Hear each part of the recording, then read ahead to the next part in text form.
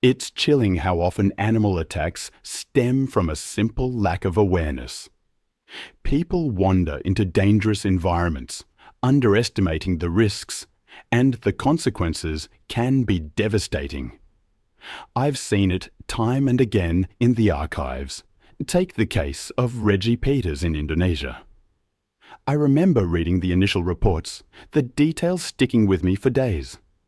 It was July 21st, 2016, at a palm tree farm near Palangkaraya. The morning was quiet, humid, the air thick after a night of rain. But by evening, something terrible would happen. Reggie, a 32-year-old farm advisor from Britain, was known as a quiet, diligent man. He spent his days improving water systems for the palm trees, often wandering the farm alone, jotting down notes. He'd been in Indonesia for 4 months, captivated by the local wildlife, photographing everything from bugs to birds. The workers noticed he never shooed away snakes or lizards, but knelt to observe them. That day, Reggie set out to check the water ditches, crucial for preventing floods in the coming rainy season. He packed his notebook, measuring tape, and phone. Around noon, 2 workers, Amir and Luthi, saw him near a muddy ditch, kneeling and writing. They joked about the huge snakes rumoured to inhabit the water channels. Reggie laughed, saying he'd love to see one up close. The workers later recalled he seemed unfazed by their warnings, dismissing them as mere stories. The palm farm was vast, the rows of trees divided by narrow water channels.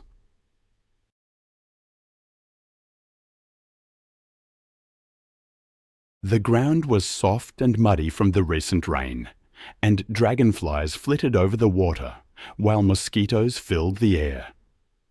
The only sounds were distant chainsaws and the croaking of frogs in the ditches. The heat hung heavy in the air. This area was home to reticulated pythons, some of the largest snakes in the world.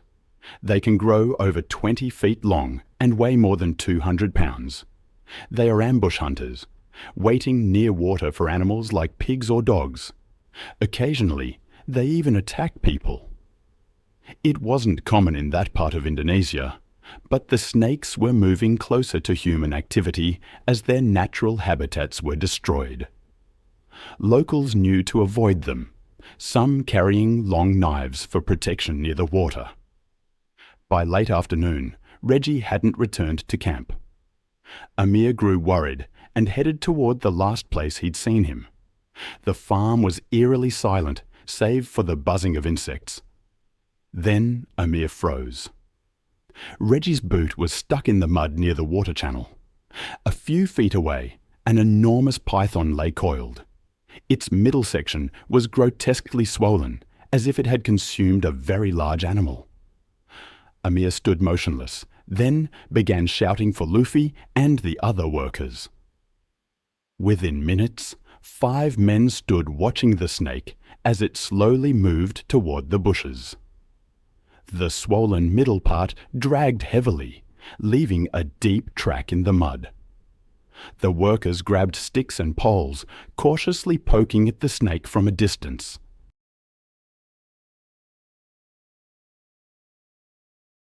The python hissed loudly, opening its mouth wide to reveal curved teeth, coiling up defensively. It was massive, about 15 feet long. None of the workers dared approach. The farm supervisor arrived and immediately called the local police. While they waited, the men watched the snake. At one point, the swollen belly seemed to shift slightly. I've seen the photos. I've read the reports. The image of Reggie's body, curled up and covered in slime inside that python, has stayed with me. It's a stark reminder of the power and the indifference of nature. The python had moved, and the workers noticed a large bulge. It was too big to be a pig or a dog. The workers stepped back, horrified by what they were seeing. As night fell, they watched with flashlights.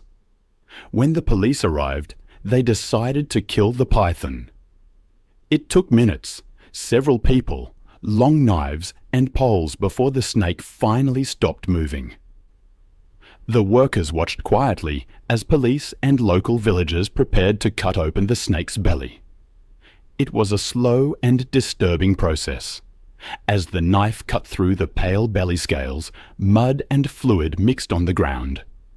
Inside was Reggie's body, curled up and covered in a layer of slime. His clothes were soaked and torn. One of the workers recorded it on his phone. The video spread through local messaging groups that night before being quietly removed. Reggie's notebook and phone, damaged by moisture, were found near the water channel, covered in mud.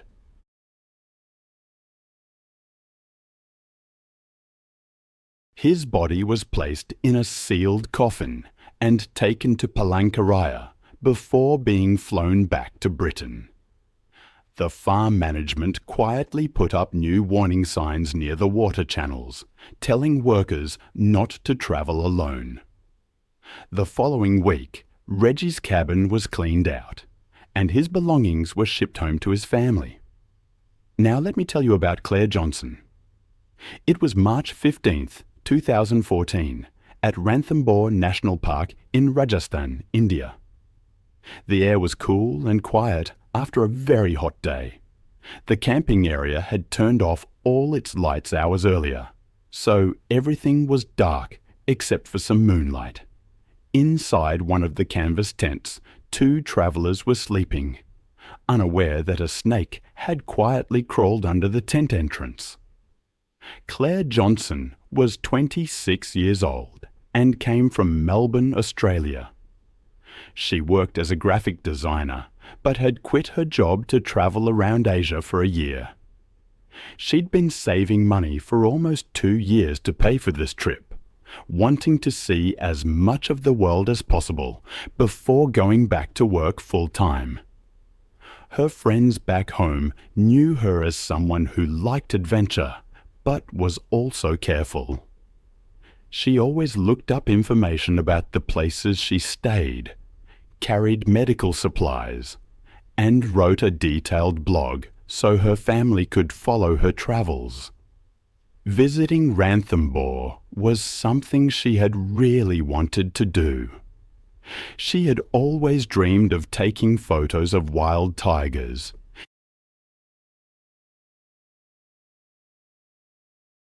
That day, she had gone on a safari tour and was excited because she got to see a female tiger near a waterhole, even though it was far away.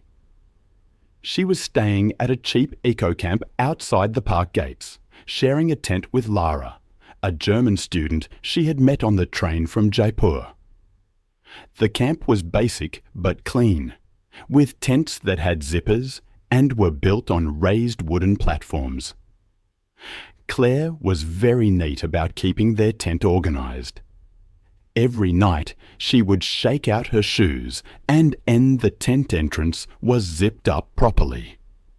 That evening was cool for March, so she zipped the canvas door all the way closed before they went to bed, leaving only a small opening for fresh air.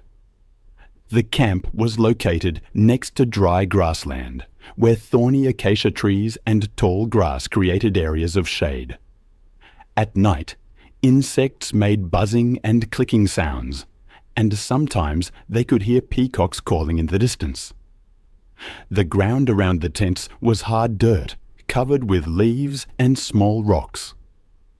This kind of environment was perfect for small reptiles that hunted during the cool hours before sunrise. Spectacled cobras are common snakes in Rajasthan. You can recognize them by the circular pattern on the back of their hood when they spread it out.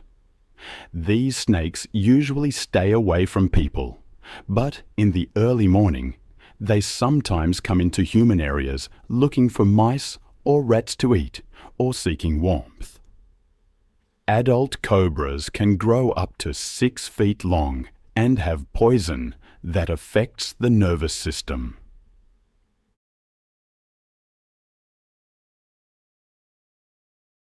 This poison is strong enough to kill a person within hours if they don't get proper medical treatment. Local tour guides always warn campers to check their bedding and shake out their clothes before sleeping, because snakes sometimes crawl inside without being noticed. That night, sometime after 4 in the morning, Lara woke up to a soft rustling sound near the bottom of the tent. She was still half asleep when she grabbed her phone and turned on its flashlight. The light beam showed something that made her freeze with fear. A spectacled cobra was coiled up just a few inches away from Clare's sleeping bag. The snake had its head raised slightly. Before Lara could do anything, Clare moved in her sleep and stretched out her leg. Her bare ankle touched the snake's body.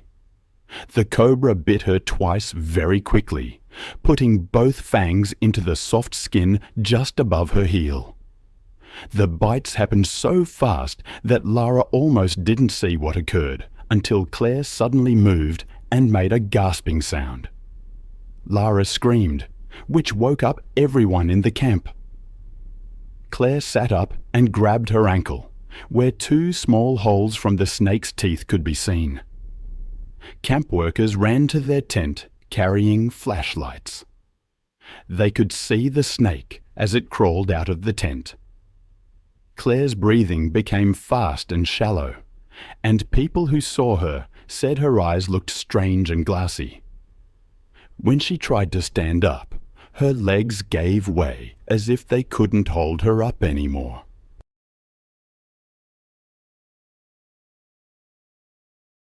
Her voice was very quiet when she said her legs felt like jelly before she fell back down onto her sleeping mat.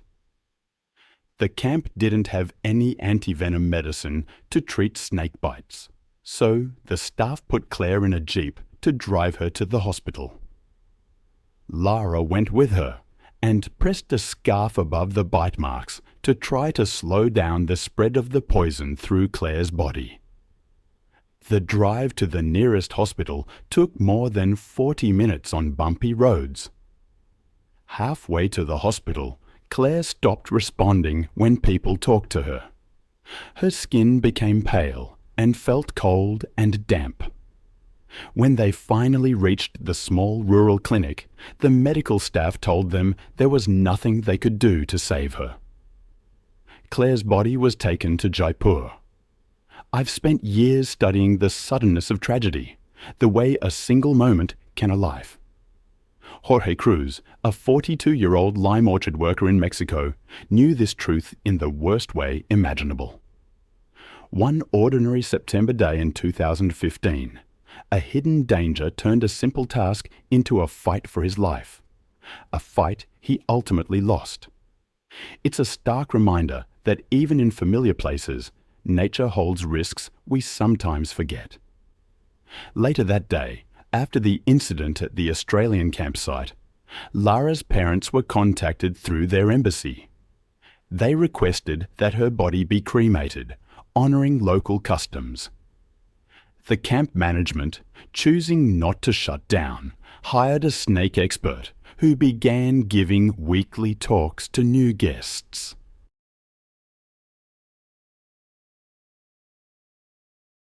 These talks taught people the correct way to check their tents and the importance of keeping lights on at night to deter snakes. Lara eventually returned to Germany and wrote a detailed account of her experience on a travel website.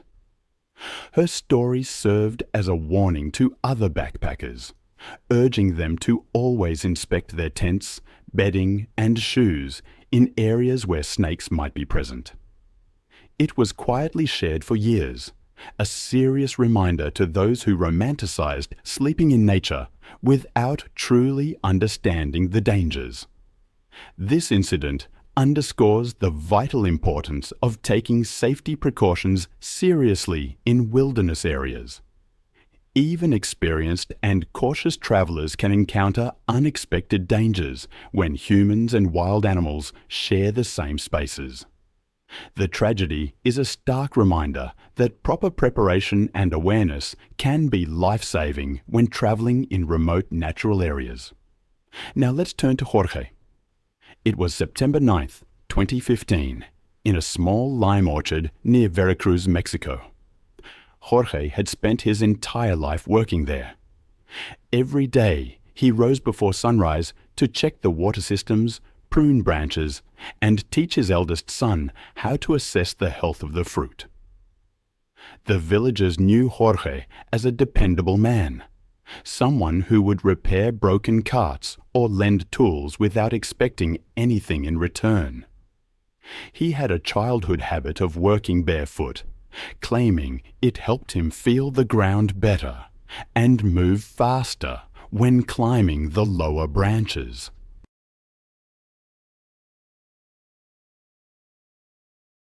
That afternoon, the heat was intense and the air felt heavy. The sun beat down so fiercely that everything seemed still. This orchard had been in Jorge's family for generations, but on this day, the normal routine would be shattered in a single, devastating moment. Jorge was working with two neighbors, Raul and Mateo, picking limes on the far side of the grove. Workers had recently cleared the area and left a pile of cut tree branches.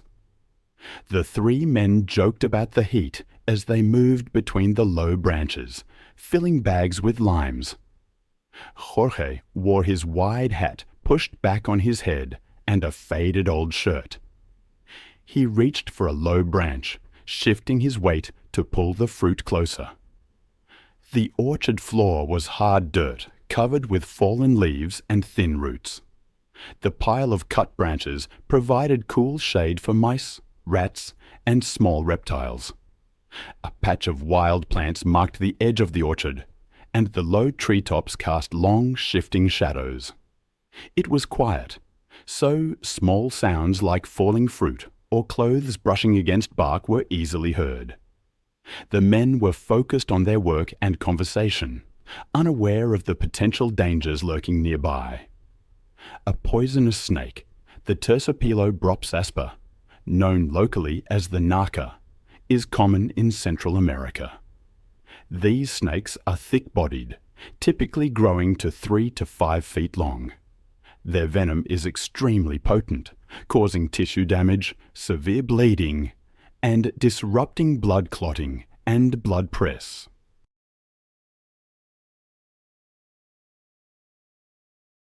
They blend seamlessly with fallen leaves, often remaining motionless until someone is very close. Their bite causes immediate, intense pain and rapid swelling. That morning, neighbors had mentioned seeing more snakes due to recent rains. Jorge's wife had urged him to wear boots while clearing brush, but the pile of cut branches where they were working was exactly the kind of place where snakes prefer to hide. Raul later recalled warning Jorge to be careful, but Jorge brushed aside their concerns, saying he would work quickly. As Jorge shifted his position, the snake struck without warning.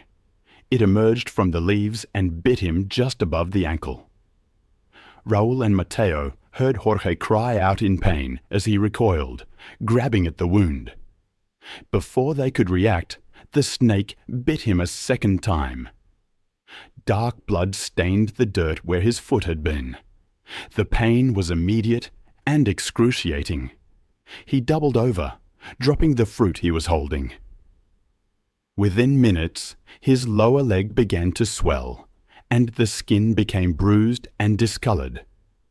He started vomiting, sweating profusely, and his face turned pale. Raul quickly tied a piece of cloth above the bite marks, and they fashioned a splint from a broom handle to immobilize Jorge's leg. A neighbor brought a small wooden cart, and they lifted Jorge into it, pushing it toward the dirt road leading back to the village. The journey to the clinic was slow and bumpy.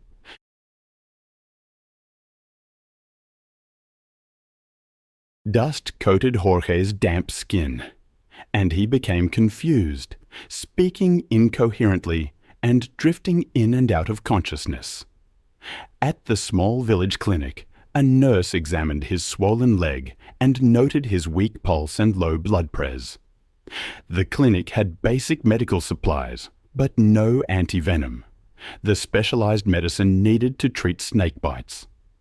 The staff radioed the regional health center for help, but the nearest supply of antivenom and a properly equipped ambulance were hours away. Jorge's condition worsened. He became increasingly disoriented, and his breathing grew shallow. The medical staff was unable to improve his condition. By evening, Jorge had died at the clinic, despite their efforts to stop the bleeding and help him breathe. Raoul said they tried to kill the snake, but it disappeared into the thick plants. I've seen firsthand how quickly a sense of safety can vanish, replaced by a stark understanding of the dangers we often overlook. It's a lesson etched in the stories of communities confronting the unexpected, a reminder that even the most familiar places can harbor unseen threats.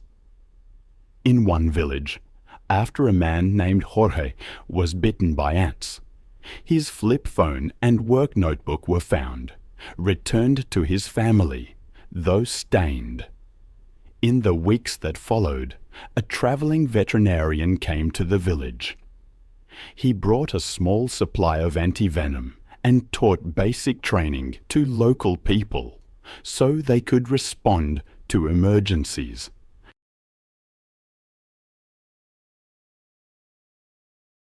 He showed them how to make splints from available materials, how to apply press bandages, and explained when and when not to use tourniquets. The villagers cleaned up and clearly marked the brush pile area. They put up a simple pole marker where Jorge had been bitten. His wife began wearing his wide-brimmed hat during harvest times, a visible reminder of his absence. The lime trees continued to produce fruit, and from that time forward, each harvest season began with a brief, serious reminder to all workers about being careful and staying safe. Then there's the story of Mina Belagan. It was May 2nd, 2018, and the air over the Cross River felt heavy and still. Mina was 19 years old and had just returned from university 1 week earlier. She spent most of her afternoons at the river. People knew Mina for her lively personality. She often brought her cousins to swim with her. Even though the older people in the village warned them that snakes were more active during the dry season, Mina didn't think their warnings were important. She believed that nothing dangerous ever happened in the shallow water. On this day, she convinced 4 of her cousins to join her for a swim. They left their sandals and shirts on the rocks before walking into the cool water. Mina had plans to go back to school soon. She talked about wanting to start a small community project when she returned, something that would teach younger children how to swim safely.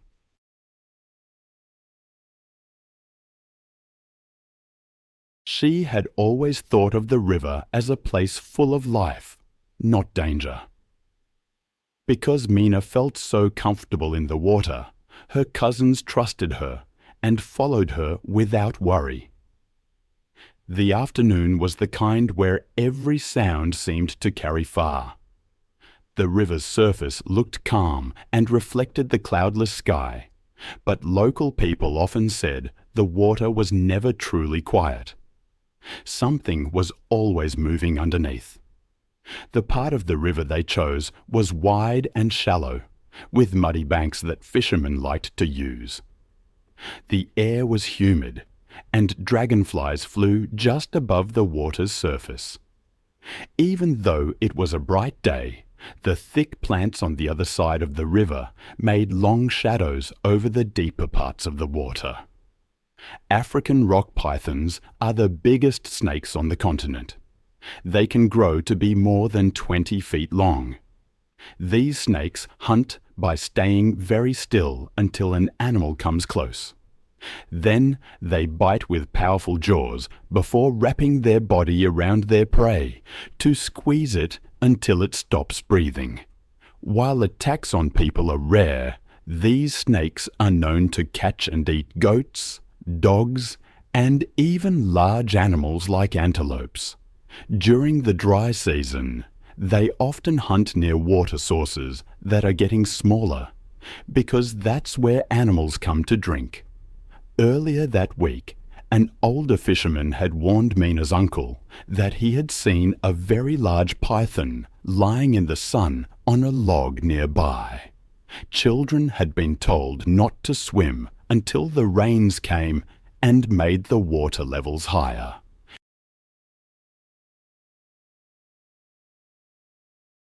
But Mina insisted that the shallow bend where they swam was safe. Mina had been in the water for almost an hour, playing and floating on her back, when one of her cousins saw something long and dark moving toward them. At first, they thought it was just a tree branch caught in the current. But when it curved and moved silently across the water's surface, fear spread through the group of children. The shape moved forward quickly, showing the patterned body of an enormous python. The snake attacked with shocking speed. Its jaws locked onto Mina's side before its body wrapped around her. Her cousin screamed as the snake's coils got tighter, forcing the air out of her lungs. The water became violent and choppy as Mina fought against the snake, then went still as the python dragged her into deeper water.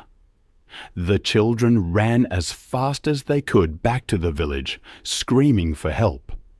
It took several minutes for the men to grab their long knives and run to the river.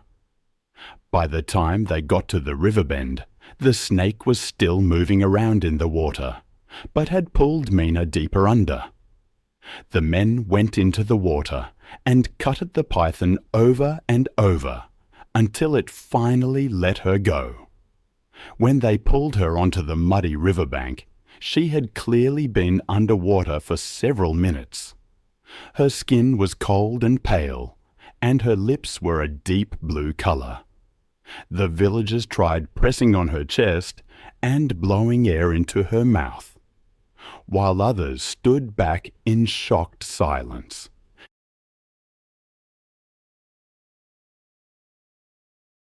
When they pressed on her chest, water came out of her mouth and nose and mixed with the mud under her head. Someone recorded the desperate scene with a phone. The sound of shouting and rushing water mixed with the noise of long knives hitting the snake's body. Their efforts continued for several minutes, but there was no sign that she was breathing. Mina's body was placed on a mat near the water as the villagers gathered in silence. For weeks afterward, the riverbend remained empty. Fishermen refused to throw their nets there, calling the area cursed.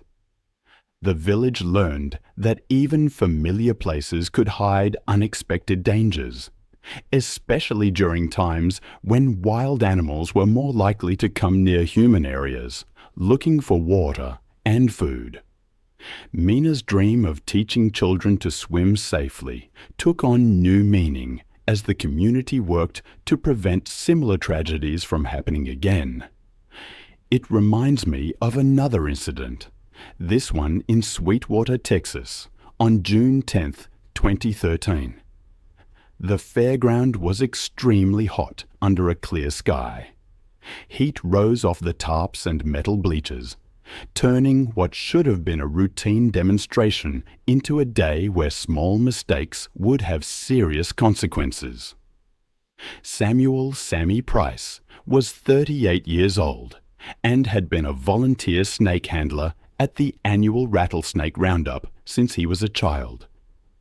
He did repair work around town and showed up every year to handle snakes for visitors. People respected him because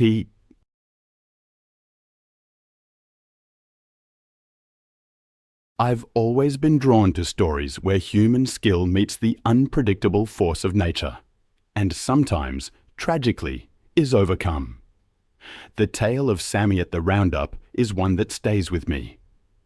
A man of steady hands and years of experience, trusted by his community, lost in a moment. It serves as a stark reminder that even expertise has its limits against the power and unpredictability of the wild. Sammy's strength was his practical knowledge, his willingness to teach new volunteers, preferring hands-on experience over lectures. He knew experience could lessen the risks. Locals trusted him because of his calm demeanor, his ability to correct errors gently. But this year, the festival was bigger, the schedule tighter. He'd been moving between snake pits all morning, answering questions, spending hours in the sun.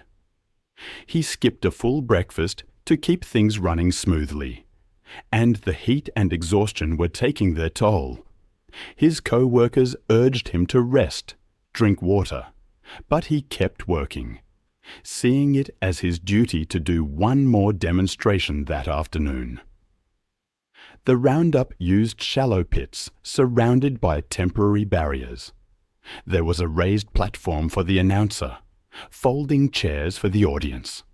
The smells of fried food and car exhaust mingled with the dust.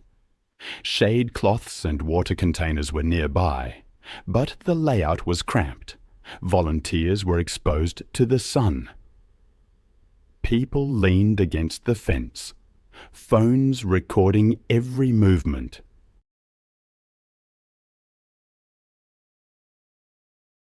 The design prioritized visibility, but reduced space for handlers and limited opportunities to cool down. Western diamondback rattlesnakes are powerful creatures, often 4 to 5 feet long. Their venom causes tissue damage and bleeding, potentially triggering shock. A large adult can strike with surprising speed and reach. Under stress, a snake might twist unexpectedly, altering a handler's grip, exposing skin. Even experts can be bitten when a snake is already agitated, or when heat and repeated handling increase its stress. Earlier that day, organizers had warned volunteers to rotate, limit heavy handling during the hottest hours. A minor incident in the morning had prompted a formal reminder to take breaks and drink water. Medical personnel were standing by with IV fluids and anti-venom. Sammy heard the instructions, agreed with them, but the crowd and the busy schedule pulled him back. He took a heavy Western diamondback from a colleague, stepped into the pit with his leather glove and snake hook. He lifted the snake with practiced ease. For a moment, the crowd relaxed, calmed by Sammy's steady presence. Then the snake twisted sharply under stress. It lunged, its fangs piercing the soft tissue near Sammy's elbow. Pain shot through his arm. He signaled but his face flushed, sweat beaded on his forehead. He kept talking to the crowd for several minutes, but his breathing grew shallow, and he asked for a chair.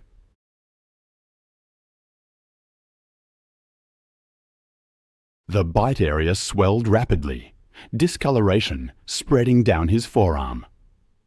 Within minutes, the swelling reached his shoulder. the skin darkening with bruising as tissue damage progressed. Volunteers moved him to the first aid tent when he could no longer stand.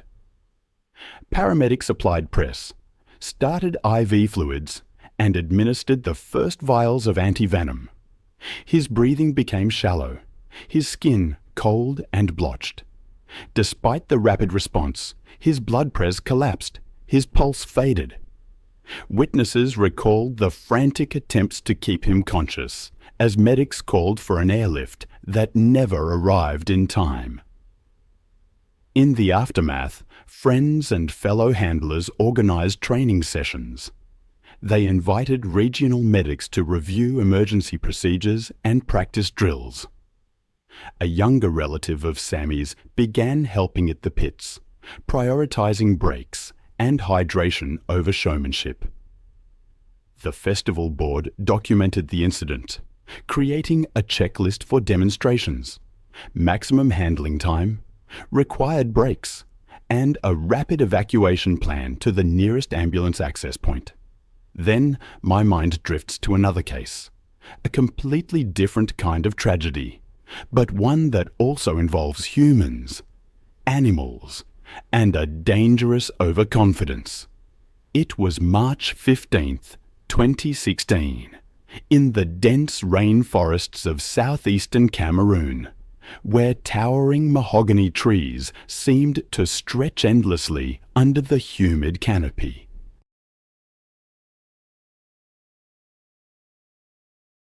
Hidden among thick jungle vegetation near the Sangha River, a converted logging camp sat isolated on 50 acres of abandoned land. The property had once been a legitimate primate research station with proper government permits, but those days were long gone. Erica Winslow, a 52-year-old former wildlife photographer from America, had been operating this facility illegally for 3 years after her research permits had expired. What she refused to relinquish was Caesar, an 18-year-old western lowland gorilla weighing 375 pounds. Erica's demanding personality and entitled behavior had made her notorious among local officials and village chiefs. She constantly complained about wildlife inspections and refused to acknowledge that her research permits had expired. With no formal primate training, she relied entirely on YouTube videos and outdated zoo management methods she found online. Her social media posts showed increasingly erratic behavior as she attempted to discipline Caesar using intimidation tactics.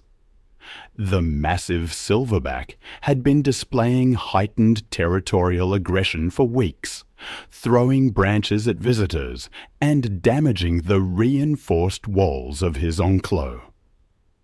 Local villagers reported loud chest beating throughout the night, and Caesar had been refusing to enter his night shelter for the past 2 weeks, defying Erica's commands entirely.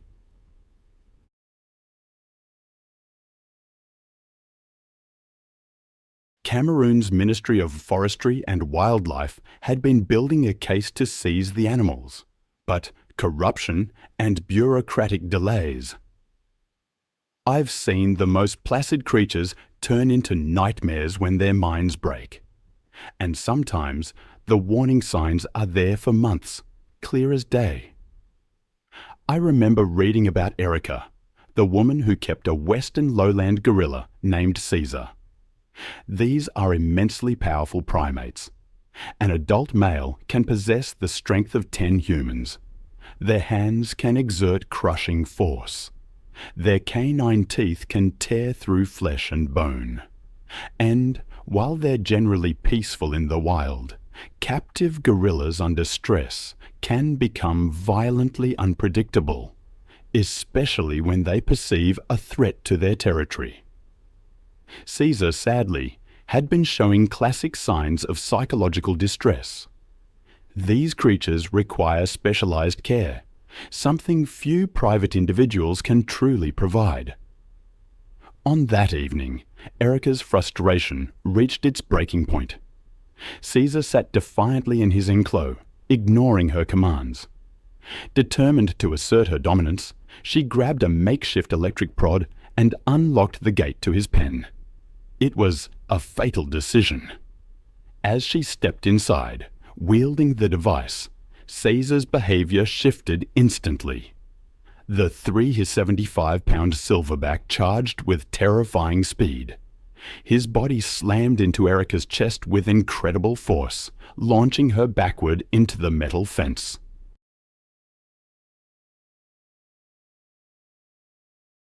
The rusted metal cut into her back as Caesar's hands grabbed her face, his thumbs pressing into her eye sockets.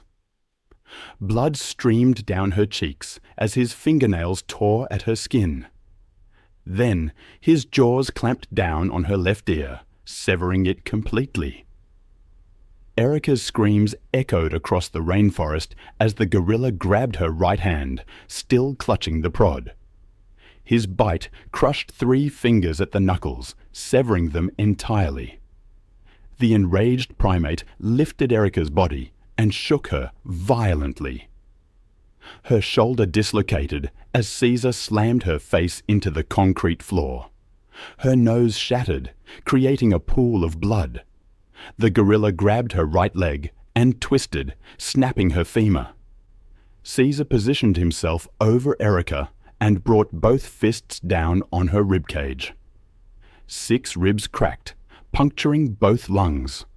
Her breathing became shallow as blood filled her chest. Finally, Caesar grabbed Erica's head between his palms and squeezed. Her skull cracked, and brain matter leaked onto the floor. Her body went limp.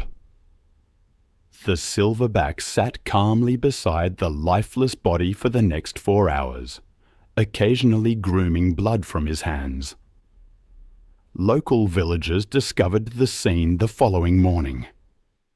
Cameroonian authorities launched an investigation, and wildlife officials worked to relocate Caesar to the Lima Wildlife Centre. The incident sparked debate about foreign nationals operating illegal wildlife facilities.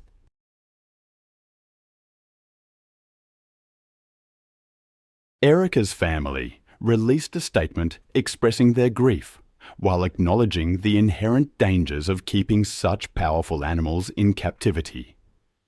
It was July 22, 2017, along the banks of Idaho's Salmon River. The remote wilderness area had become the destination for the Price family's annual camping trip. Landon Price, a 34-year-old construction foreman, had driven his wife Sarah and their 2 young children to a secluded spot. But this trip was different because of the modified dog crate in the back of their truck. Inside was Scout, a mountain cougar cub. 2 years earlier, Landon had purchased Scout from an exotic animal dealer. The construction worker was overconfident, convinced that his experience with domestic animals would translate to raising a wild predator. He kept the growing cougar in a reinforced shed behind their home, telling neighbors it was just a large dog. Sarah, an elementary school teacher, had grown uncomfortable with Scout's presence, especially after the children complained that the animal's eyes looked mean. The warning signs had been mounting. Scout had killed 3 neighborhood cats and escaped once, stalking the mail carrier. Local game wardens had received reports of unusual animal sounds, but bureaucratic delays had prevented investigation. Mountain cougars are apex predators, perfectly designed for stealth hunting.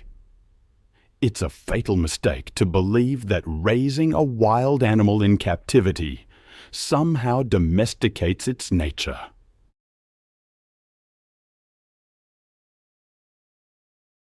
I've seen enough cases to know that those instincts remain, sometimes dormant, sometimes heightened by unfamiliar surroundings. Take the story of Landon, for instance.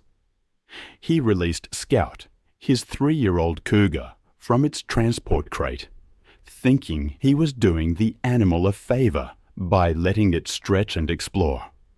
He thought Scout's upbringing had somehow tamed its wildness, that he could treat this predator like a house cat. As Landon's family set up their fishing gear, Scout emerged and immediately began surveying the territory. His coat blended perfectly with the brush, his eyes scanning, cataloguing.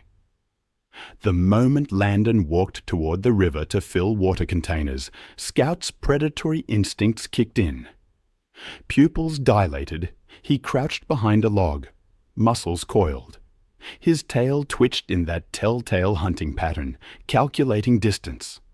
Then, in complete silence, he launched himself, covering 20 feet in a single leap. He struck Landon squarely in the back. The cougar's claws sank into Landon's shoulders, designed to grip struggling prey.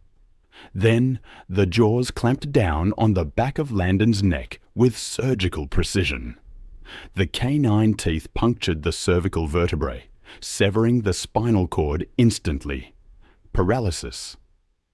Landon couldn't move. His face was submerged, and he drowned within 90 seconds. Scout maintained his grip, following millions of years of evolutionary programming that its prey is subdued before feeding.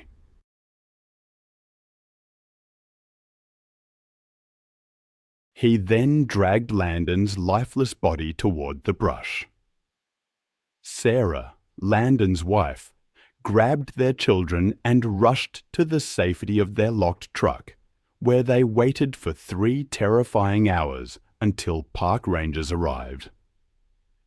An investigation was launched into the illegal possession of the mountain cougar, and it reignited debates about exotic animal ownership. Then there's the case of Marcus Ellison. It was September 8, 2015, on a sprawling ranch in South Texas. His remote property provided the perfect isolation for his dangerous hobby. The 41-year-old oil rig worker had converted an old barn into a makeshift big cat facility. He shared the property with his girlfriend, Lisa Chen, a 28-year-old veterinary technician who had grown increasingly concerned about their unusual housemate. Luna, a 6-month-old jaguar cub he'd purchased from a black market dealer. Marcus's thrill-seeking personality and desire to collect dangerous animals as status symbols had led him to spend his earnings on exotic pets. Luna had grown into a powerful 180-pound predator, but Marcus genuinely believed their bond would protect him. Lisa had been pressuring him to surrender Luna to a sanctuary, especially after witnessing the jaguar's increasingly erratic behavior. Luna had been refusing food for 4 days. She'd begun territorial marking throughout the house, and her obsessive pacing had worn visible paths in her enclosure.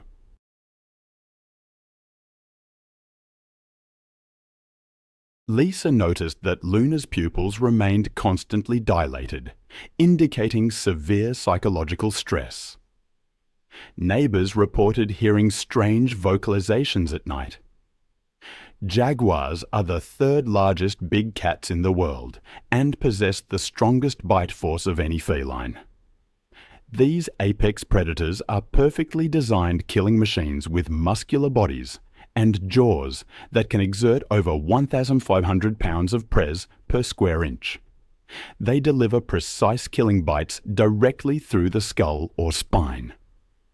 Marcus made his fatal mistake when he decided to enter Luna's enclosure without backup or safety equipment.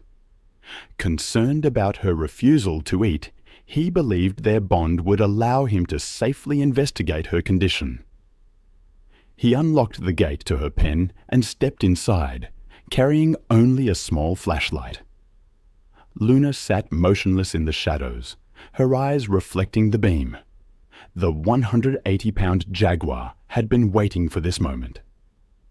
As Marcus knelt and extended his hand in what he believed was a gesture of comfort, Luna's predatory instincts took complete control. Her muscles propelled her across the enclosure in 2 swift bounds. Her attack was swift and devastating. Her massive body slammed into Marcus's chest. The jaguar's bite force is something I'll never forget reading about. 1,500 pounds per square inch. That's what Luna brought down on Marcus's throat, crushing his windpipe and severing arteries. He lost consciousness in seconds.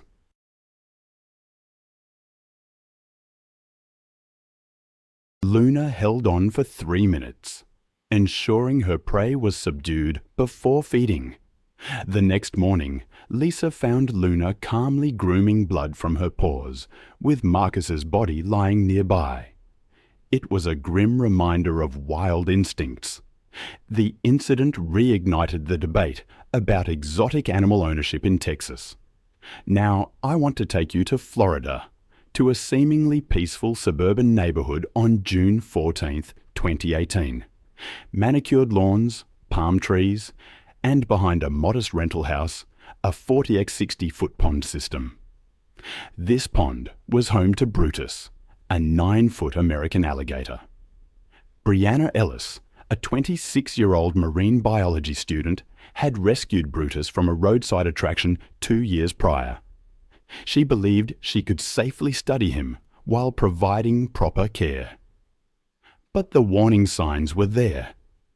Brutus had become increasingly aggressive, lunging at the pond's edge during feeding. Neighbors complained of strange splashing sounds at night.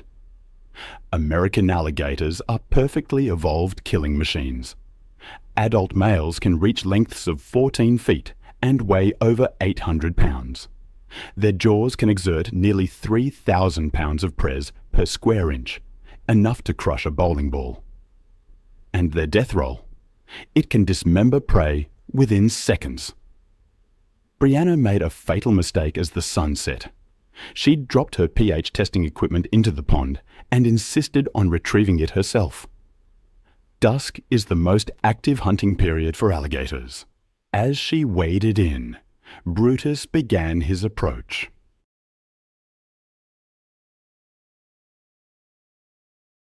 The 350-pound alligator moved through the water with incredible precision, creating no visible wake.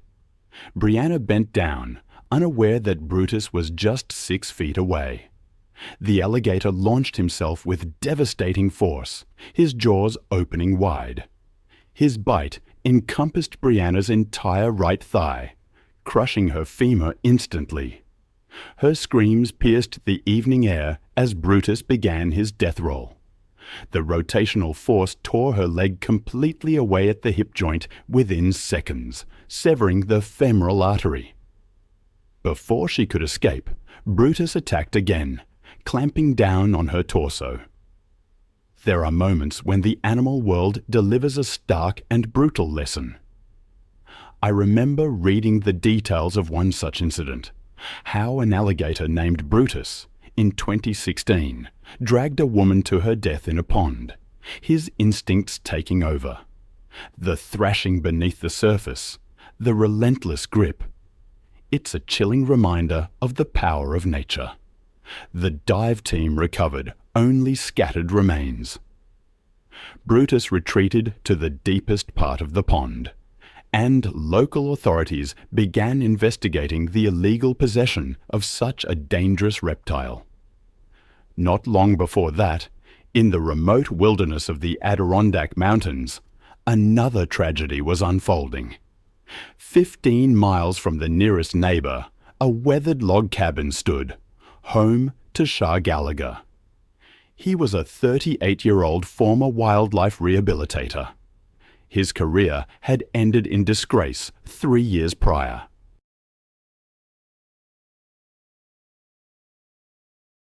Bitter and increasingly paranoid, He retreated to this inherited family property after losing his rehabilitation license following a previous bear incident. It had left him with a permanent limp. Sean shared his remote sanctuary with Kodiak, an 8-year-old American black bear weighing 400 pounds. He had illegally acquired the animal as an injured cub 3 years prior, claiming to rescue it from certain death in the wild. His obsession with proving his rehabilitation methods were superior to state-approved programs had driven him to keep Kodiak, despite losing his professional credentials. The bear lived in a reinforced room within the cabin, a makeshift arrangement that had grown increasingly inadequate as Kodiak matured. Sean's journal entries from recent weeks revealed growing paranoia about the bear's intentions and his deteriorating mental state from years of isolation. The warning signs had been escalating dramatically over the past month. Kodiak had been systematically destroying the cabin's interior, tearing apart furniture and clawing deep gouges in the wooden walls. The bear had become increasingly aggressive when Sean attempted to limit his food portions, displaying territorial behavior that should have served as a clear warning. Most concerning was Kodiak's obsessive testing of door and window strength, repeatedly pushing against barriers as if calculating escape routes.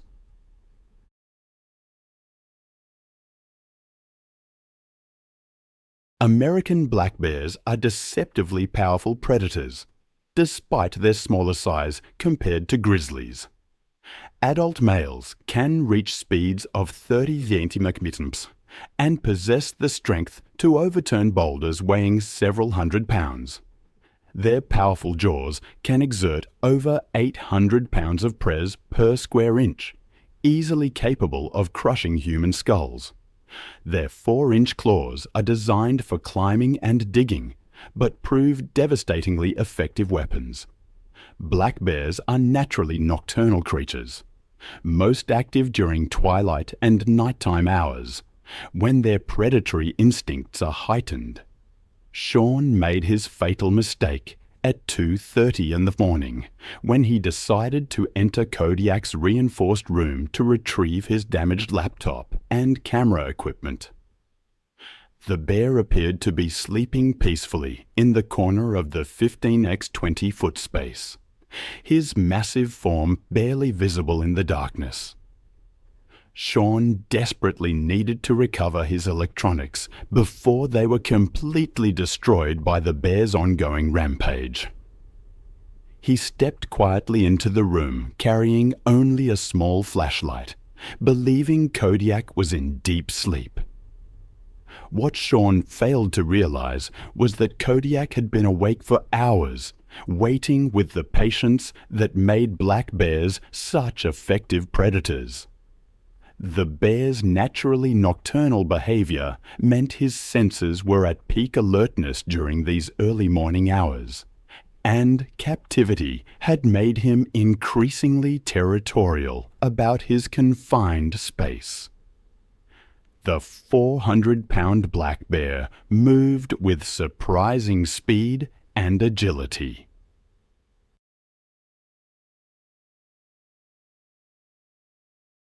Kodiak rose to his full height of 7 feet and charged across the room in 3 powerful strides.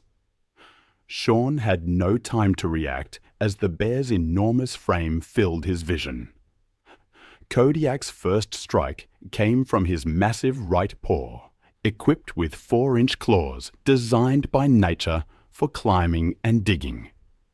The blow struck Sean squarely in the chest with tremendous force, his claws raking 4 parallel gashes across his rib cage that penetrated deep into muscle and bone. The impact launched Sean backward into the reinforced wall with bone-crushing force. Before Sean could even attempt to defend himself, Kodiak pressed his attack with methodical efficiency. The bear's powerful jaws clamped down on Sean's head, encompassing his skull from temple to temple. Kodiak's bite force of 800 pounds per square inch crushed Sean's skull like an eggshell, causing immediate and catastrophic brain trauma.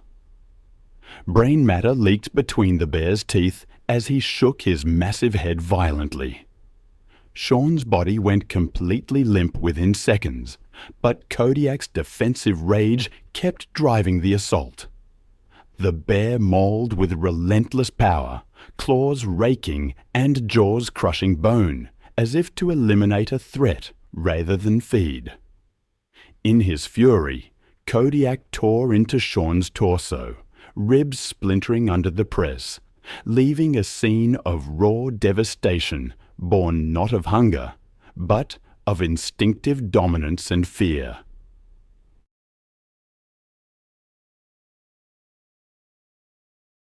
The attack continued for 15 minutes before Kodiak finally retreated to his corner, leaving Sean's partially consumed remains scattered across the wooden floor. The bear sat calmly, grooming blood from its claws and muzzle. Sean's body was discovered 3 days later, when concerned neighbors noticed smoke was no longer rising from the cabin's chimney.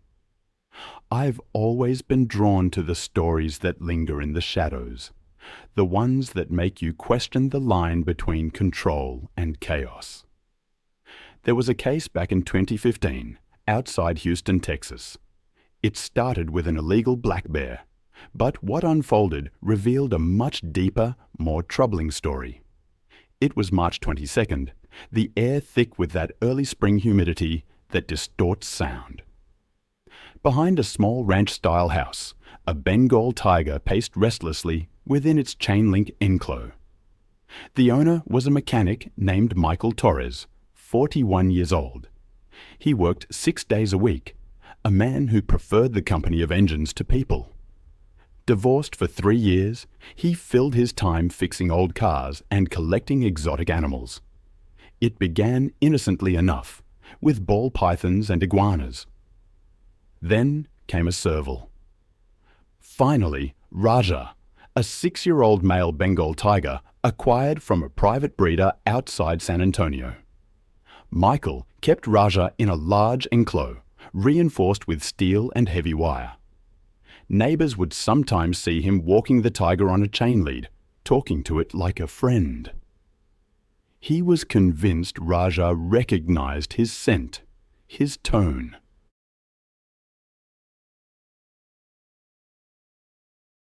He even claimed the animal would never hurt him. He believed it was all about trust, earning respect through calm handling, not fear. That afternoon, the air was overcast and heavy. The enclosure reeked of straw and damp soil. A friend, Luis Alvarez, stopped by to borrow a wrench and stayed to watch as Michael carried tools toward the sage. Raja was pacing more than usual, tail lashing, eyes following every movement.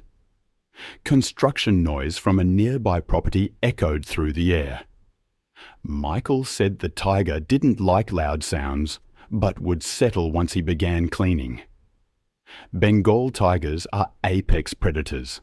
Their bite can crush bone with over 1,000 pounds of prise. Even those raised from cubs retain their hunting instincts. Male tigers can weigh over 400 pounds and strike with enough force to shatter ribs. Their attacks rarely involve warning growls. Movement itself is often the trigger. Luis stood about 20 yards away as Michael opened the inner gate. He was replacing old straw, raking droppings into a bin. He'd left the outer gate partially open for convenience, to move a wheelbarrow through more easily. It wasn't the first time he'd done it. Luis later said that Raja continued pacing as Michael worked, muscles tensing with each pass along the fence. Michael glanced up once, muttered something, and bent to lift a shovel. Louis saw the tiger freeze mid-stride, its ears flattened, body crouched low, tail twitching rapidly. A second later, Raja lunged.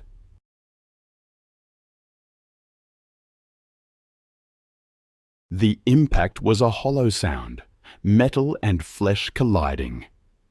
The tiger's paw raked across Michael's face, knocking him flat on his back.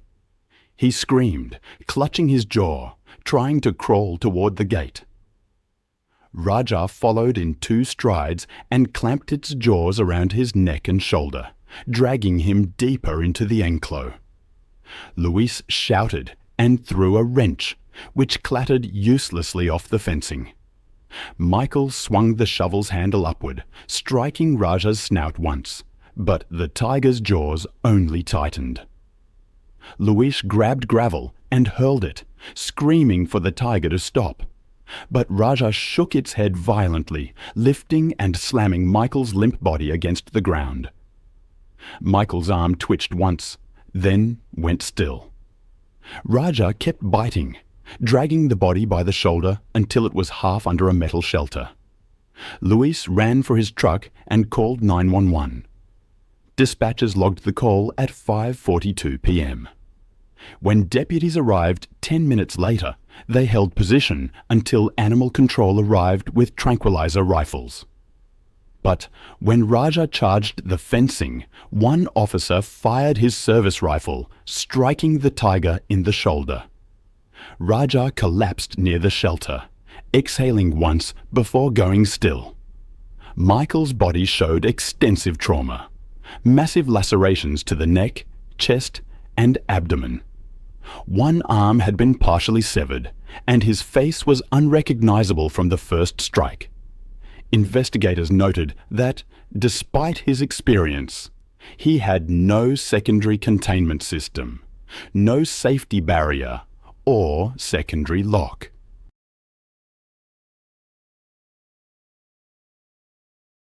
The open gate gave the tiger full access once the attack began. Animal control removed Raja's body that night. Michael's sister handled the arrangements quietly, declining interviews. His funeral was attended by fewer than 20 people. Neighbours left flowers at the fence. The straw inside was still stained dark where the attack happened. A few months later, on January 14, 2016, in Surabaya, Indonesia, a similar story was quietly unfolding. The morning air hung heavy with humidity. Behind a low row of warehouses, one lot stood apart. Quiet, except for the occasional clank of metal and the faint scrape of claws against concrete. Within those walls, a private experiment in control was nearing its inevitable breaking point. Ahmad Firdos was 34, an auto parts importer who had built a modest business. To most, he was patient and meticulous. But his fascination with exotic animals was no secret. Years earlier, during a trip to Flores, he had been captivated by the Komodo dragon, its slow, deliberate movements, the quiet dominance in its stare. When an acquaintance from the wildlife trade offered him a hatchling, Ahmad accepted, paying in cash and never telling his family.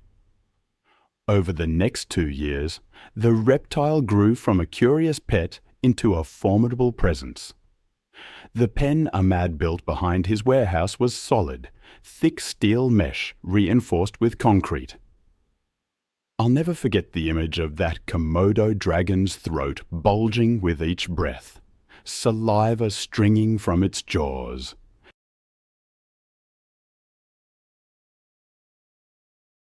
It was a scene from a nightmare, yet it was real. A man named Ahmad, who saw himself as a friend to this creature, became its prey. Ahmad had raised the dragon from a juvenile, feeding it chicken and goat meat by hand. He was proud of the trust he thought he had earned. The dragon's pen was small, meant for a creature half its size, One of his employees warned him, saying the animal was no longer tame.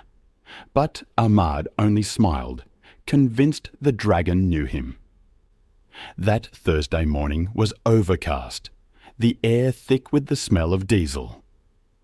Ahmad had missed feeding the dragon the previous evening. He found its water basin overturned and filthy. He wanted to clean it before work began. The gate creaked as he entered the enclosure. The dragon was in the far corner, motionless. Komodo dragons can grow to 10 feet long. Their bite is strong enough to crush bone. Their venom is a cocktail of toxins that cause rapid blood loss and shock. They are ambush predators, capable of surprising bursts of speed. In captivity, they can become defensive, even aggressive, if handled too much or underfed.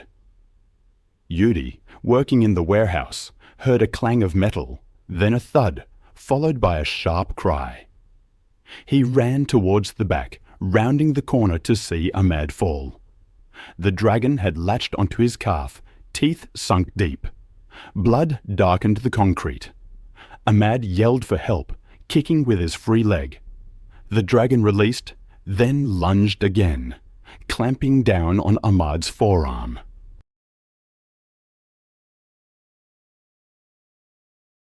Ahmad tried to pull away, but the animal twisted its head, tearing loose strips of muscle. Yudi grabbed a metal pole and struck the dragon's side. It turned, mouth gaping, tongue flicking, tail whipping. Ahmad crawled backward, leaving a smear of blood. The dragon lunged again, catching his side just below the ribs. It locked its jaws, teeth sinking deep, and began to pull, ripping through skin and tissue. Ahmad's scream turned into a rasp. Yudi struck again and again until the creature finally backed off. Ahmad slumped onto his back, eyes open, one hand pressed against the wound. The concrete was dark red, the air thick with the smell of iron. Yudi dragged a burlap sack, waving it near the dragon's face to distract it. He managed to pull the gate shut, locking it. He turned to Ahmad, who was still. The blood loss had been catastrophic. By the time emergency responders arrived, Ahmad was gone. He had suffered multiple deep lacerations, with significant internal bleeding. The death was attributed to massive blood loss and shock from the venom. Veterinarians said the animal had shown signs of food aggression. Police contacted Indonesia's Natural Resources Conservation Agency. The Komodo dragon, just under 7 feet long and weighing nearly 140 pounds, was sedated and transported to a wildlife rehabilitation centre. Officials confirmed it came from Rinca Island, obtained through illegal trade networks. The story was buried quickly in the local news.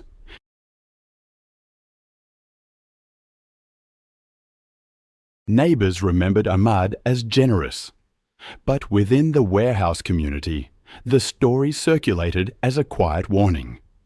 Those who had seen the pen said he treated the dragon like a misunderstood companion, never realizing he was always prey. It was May 30th, 2014, near Bozeman, Montana. The morning was clear and still. A line of spruce trees framed Mark Jennings's animal sanctuary. Inside, one enclosure stood larger than the rest, its occupant pacing in slow circles. By noon, that silence would be shattered. Mark Jennings was 49, a former wildlife handler for film productions.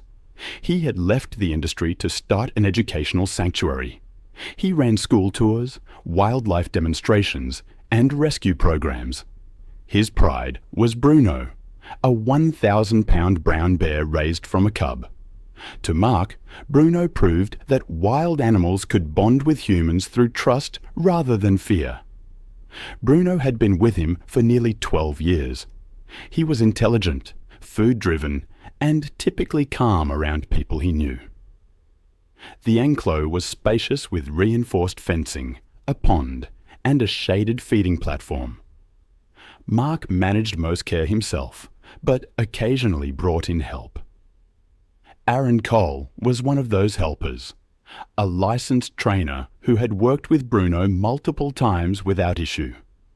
She followed protocols carefully, but kept her distance during feeding. Mark trusted her completely, calling her one of the few people Bruno recognized. Brown bears of Kodiak lineage are among the largest terrestrial carnivores.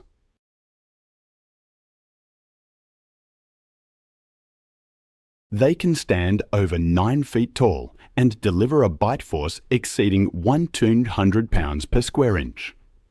While generally solitary and predictable in the wild, captivity can alter their tolerance. Even long-term handlers face risk if food, scent, or routine changes. During feeding, aggression can surface suddenly, triggered by... There are moments I find myself dwelling on, small details that stick with me long after I've read the reports. In the story of Bruno, the bear, it's the overturned feeding pail lying beside the half-open gate that haunts me. Or perhaps it's the image of Aaron, her arm torn open, kicking weakly, clothes soaked dark with blood. The sanctuary, you see, sat on rolling pasture bordered by pines. It was early summer, strong sunlight, restless animals. The air, they said, carried the smell of hay and meat. That morning, the enclos were quiet, save for the pacing claws and the creak of metal gates. Aaron arrived early to prepare Bruno's meal. 15 pounds of meat mixed with supplements. Mark, the other caretaker, had left the previous evening to visit his sister. He reminded Aaron to feed Bruno at the usual time, late morning, and to check the water trough afterward. The next day, he texted Aaron around 10 a.m., receiving no reply. He assumed she was busy, then began his drive back. When he pulled into the gravel lot just after noon, he noticed the outer gate to the bear enclosure was half open. The feeding pail lay overturned beside it.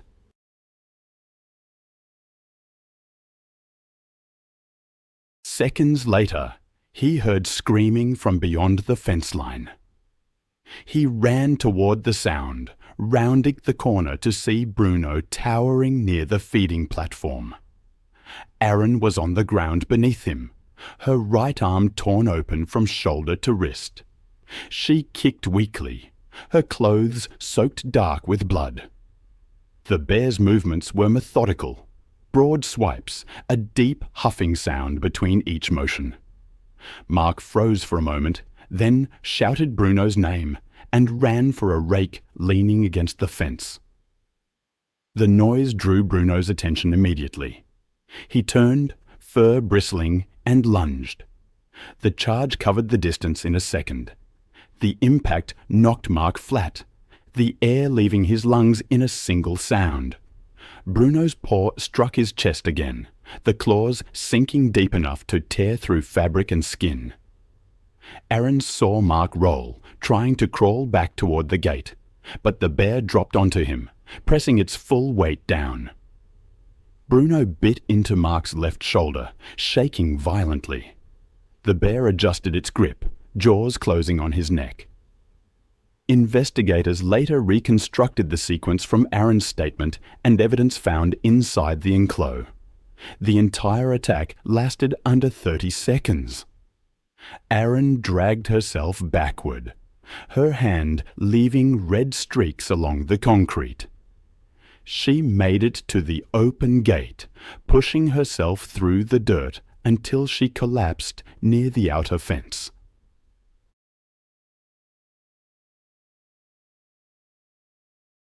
Blood loss blurred her vision, but she heard Mark's shouting, "Stop!"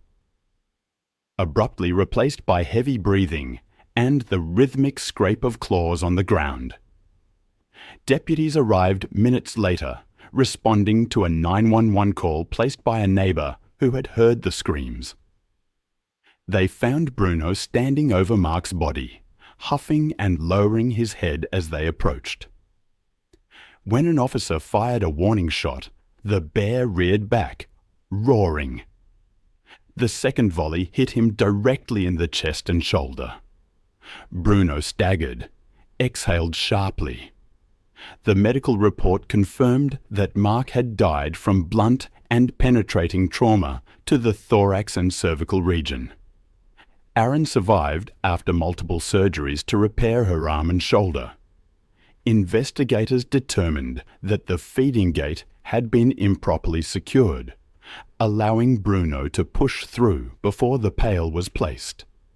Food aggression was cited as the cause, a sudden response to perceived competition over the meal.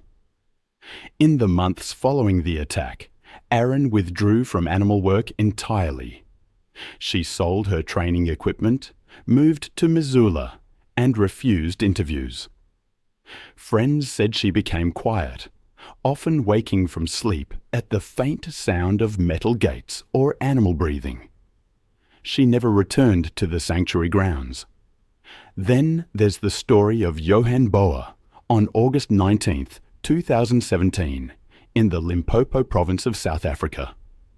The air was heavy from the previous night's storm, the ground damp and the acacia trees still dripping.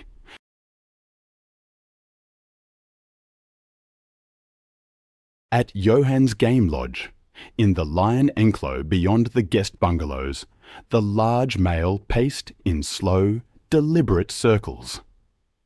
By mid-morning, tourists had yet to arrive, and Johan decided to tend to the animal himself, a routine he had done hundreds of times before, one that would end differently this time. Johan was 46, a former ranger who had turned his modest patch of bushland into a profitable wildlife lodge. Known for his confidence around big cats, he was comfortable where others were cautious.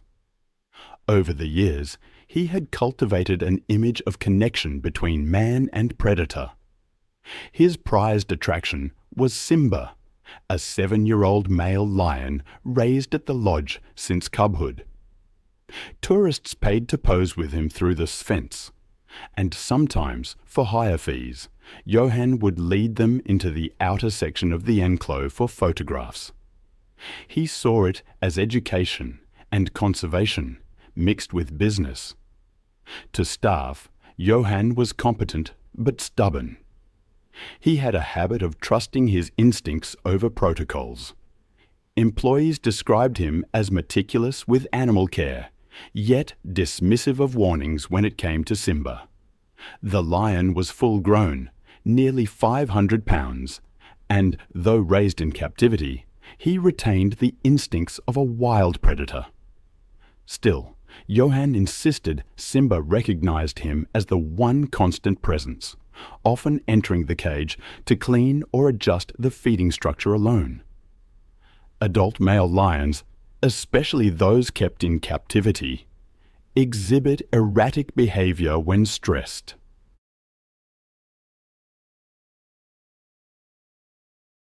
Their territorial instincts can surge unpredictably, especially after storms, when scents shift and sound travels differently. A single swipe of a paw can break bone. Their bite, over 650 pounds per square inch, is built to crush windpipes. Even with long-term handlers, moments of agitation can become fatal within seconds. According to pieced-together evidence and reports, Simba had been restless since the thunderstorm. The overnight lightning had sent him pacing and roaring through the night, rubbing his mane against the fence. Caretaker Peter LaRue noticed the behavior early and told Johan that morning to postpone cleaning until the animal calmed down. Johan brushed it off, saying the lion got anxious if ignored. Around 9 a.m., Johan took a broom and bucket toward the enclosure, while a visiting maintenance worker tested a new camera. There's a video I can't forget. It shows a man named Jan sweeping near a lion enclosure. The lion, Simba, seemed calm at first, but then, in a flash, everything changed. It's a stark reminder of how quickly things can turn irreversible. I remember watching the footage, recording casually as Jan approached the gate. Inside, Simba had stopped pacing. The lion's ears shifted forward, his body low to the ground. Jan entered through the inner gate, closing it behind him, but leaving the outer one slightly ajar. He began sweeping near the feeding platform, speaking softly as he worked. The other worker kept filming, clearly fascinated by Jan's calmness.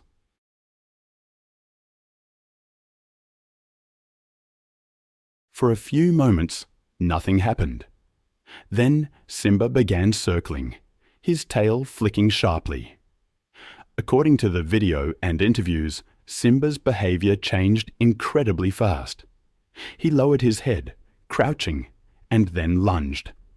The impact knocked Jan forward onto the dirt, the broom clattering away.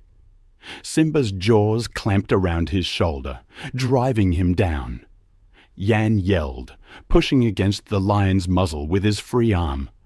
But Simba shifted his grip, his teeth sinking into the back of Jan's neck. The sound of deep growling drowned out Jan's cries. Simba dragged Jan several feet toward the shade structure, his claws tearing through the man's shirt and skin. Jan tried rolling onto his back, kicking at the animal's chest, but the lion's weight crushed his ribs. The broom handle snapped as he tried to wedge it between them.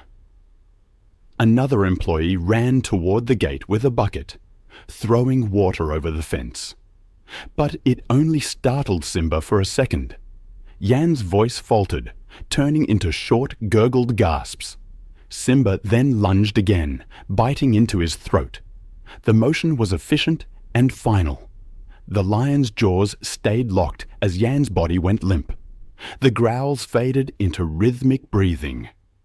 One worker ran to the control hut, slamming the gate alarm that signaled an animal emergency. The other, still holding the camera, didn't move for nearly 30 seconds. Rangers from a nearby property arrived within minutes, tranquilizer rifles ready. They found Simba standing over Jan's body.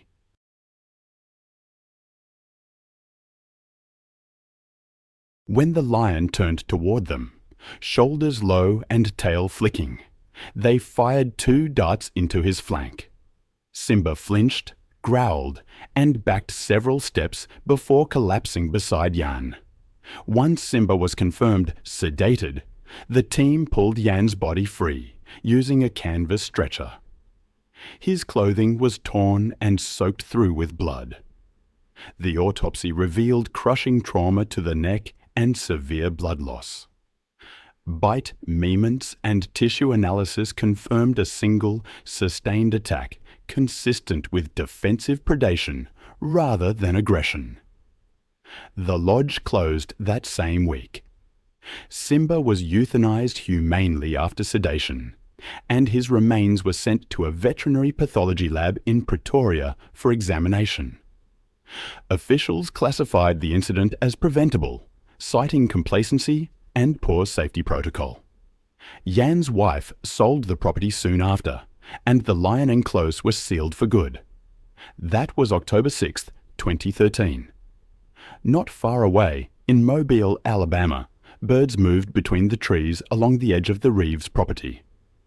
Behind the modest brick house, 2 large cages stood under a tin awning, built strong but weathered, their bars streaked with rust. Inside, 2 chimpanzees made sharp and uneven calls. Within the hour, a small routine would turn into something violent and irreversible. Linda Reeves was 58, a retired lab technician who had worked most of her life at a local medical research facility.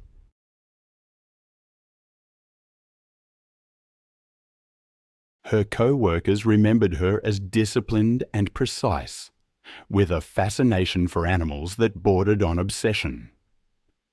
After retiring early, she poured her savings into building an enclosure for 2 young chimpanzees she had adopted from a private exotic pet dealer. She named them Buddy and Rosie, a male and female she'd raised since infancy. To Linda, they were family. She fed them breakfast cereal, dressed them in children's clothes, and sometimes let them sit in the living room to watch television through the screen door. Her brother, Tom Reeves, visited weekly. He loved her, but worried constantly.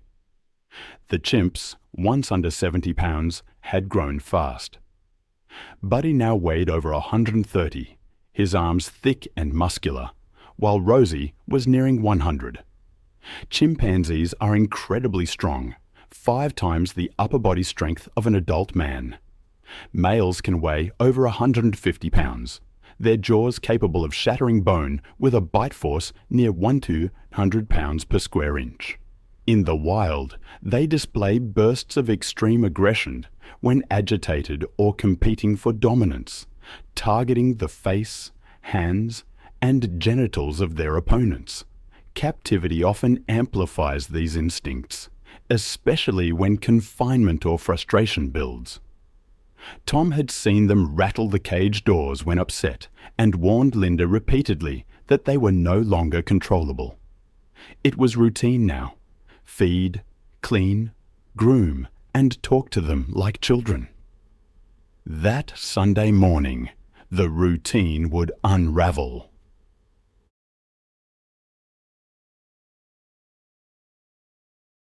On that day, Linda carried a plastic bowl filled with banana slices and apples into the enclosure. Tom stood by the porch, watching her through the screen. Buddy screeched as she entered, bouncing on his knuckles while Rosie clung to the bars. Linda told them to sit, setting the fruit on a flat rock. Buddy reached before she gave the signal, grabbing her wrist. She pulled back, scolding him sharply. The sound he made next, a deep, chesty pan hoot, was different from his usual play noise. Tom saw the shift immediately. Buddy lunged, knocking Linda backward onto the concrete. The fruit scattered. Rosie screamed, leaping down from the bars. Linda's voice rose in short, panicked bursts as Buddy pinned her by the chest, one hand on her shoulder, the other tearing at her hair. Tom dropped his mug and froze for a second before fumbling for his phone to dial 911. Buddy's hands were red, gripping a handful of Linda's scalp. The screams turned ragged as Buddy's teeth closed around her face. He bit through her cheek. Rosie joined, latching onto Linda's arm. Tom ran to the fence, striking it with a shovel while shouting into the phone for help. Buddy's head jerked up, eyes wide and black, before he went back to tearing. The fence rattled under the blows, but neither chimp reacted for long. It's difficult to believe a bond built over years could turn fatal in seconds. I've seen that disbelief etched on people's faces, a shared horror at the suddenness of it all.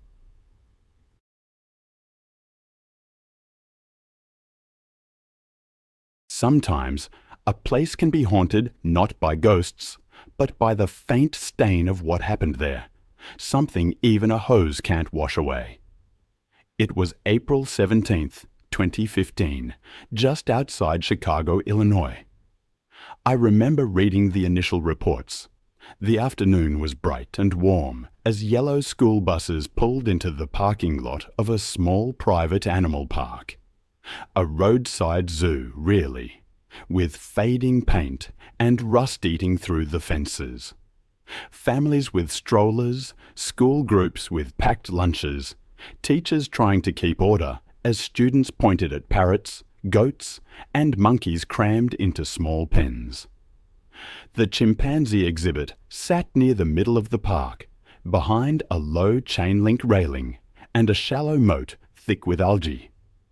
A hand-painted sign warned, No climbing or leaning on fence. Inside, 2 adult males and a younger female lived among wooden climbing structures and a patch of worn grass. The walls were streaked with moisture, and the whole enclosure felt outdated compared to what you'd see in a modern, accredited zoo.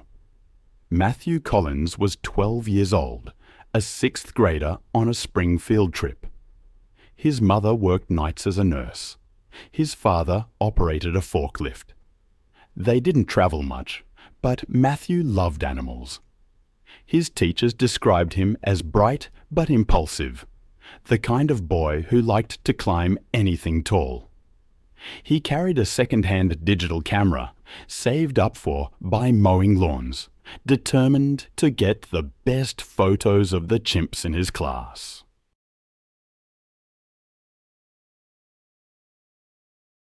By mid-afternoon, the group gathered near the chimp enclosure.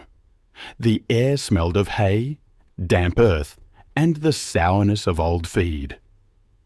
Students crowded against the metal barrier, talking and laughing while their teacher gave instructions.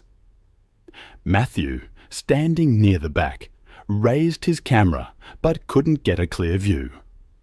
Wanting a better angle, he stepped onto the lower rail for balance, ignoring the warnings of classmates. He leaned forward, focusing on his shot. The railing was slick with humidity. The ledge beneath his shoe gave way slightly. As he leaned further, his foot slipped.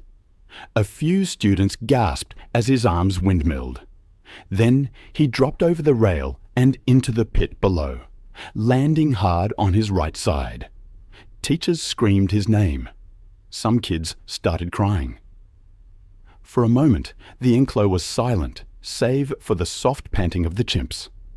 Then one of the males, an older, broad-shouldered chimp named Bo, stood upright, bristling with tension. He gave a sharp hoot, slapped the dirt, and started toward the boy. The younger male followed, puffing air through his lips. Visitors later said the sounds were chilling.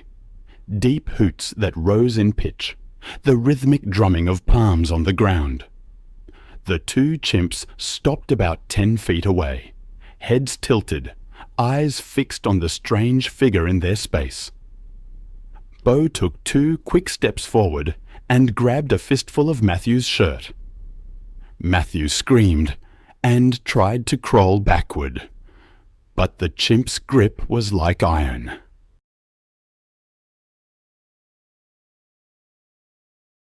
Bo's first strike wasn't a feeding bite, but a dominance blow, a sharp smack to the side of the head that knocked the boy sideways.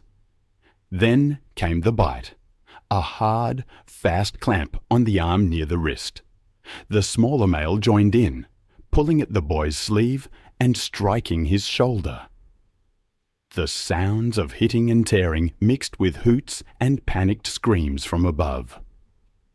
A zookeeper stationed nearby heard the commotion and ran toward the enclosure, shouting for the crowd to move back.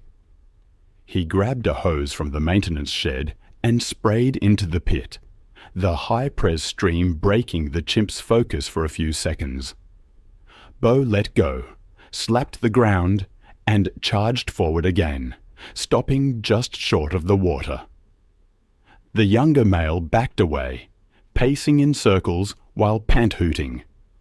For nearly half a minute, the 2 chimps alternated between lunging and retreating as keepers threw fruit and banged metal poles against the barrier to draw them off. Eventually, Bo released his grip on the torn fabric of Matthew's shirt and retreated. But the story doesn't end there. Years later, another incident occurred. Linda Koebner, a woman who had dedicated years to working with chimpanzees, found herself in a nightmare scenario. She tried to crawl toward the gate, blood pooling beneath her. Buddy grabbed her by the hair, dragging her back. He bit her neck once, then again, each time slower, deliberate. Her body stiffened, then slackened. Rosie backed away slightly, lips curled, hands trembling.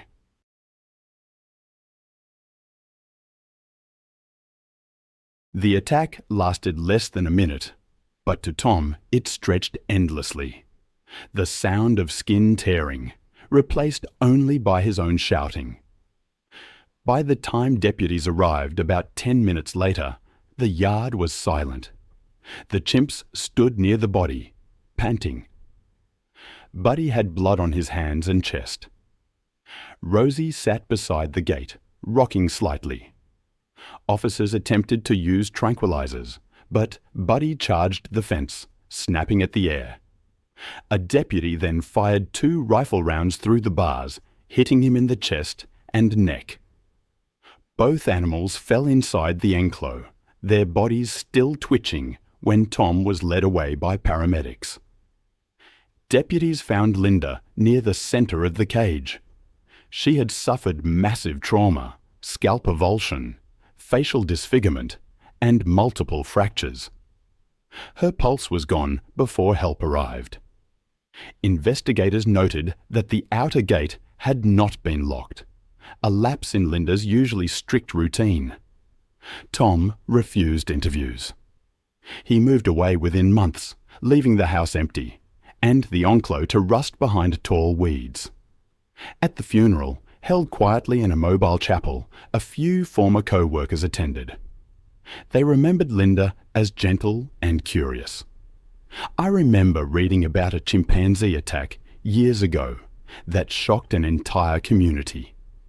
It happened on a quiet afternoon, the kind where the only sounds are lawnmowers and passing cars. But inside one of those ordinary houses, on a street lined with trimmed lawns, something extraordinary and terrible was unfolding.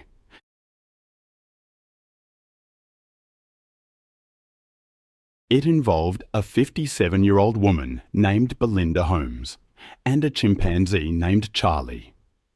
Belinda had raised Charlie from infancy, treating him like a child, even though it was illegal to own such an animal in Connecticut. For years, Charlie was a local spectacle, a strange kind of family member. But there were warning signs. By the time he was 12, Charlie weighed over 120 pounds. Belinda struggled to control him when he became upset, but she always insisted he was gentle.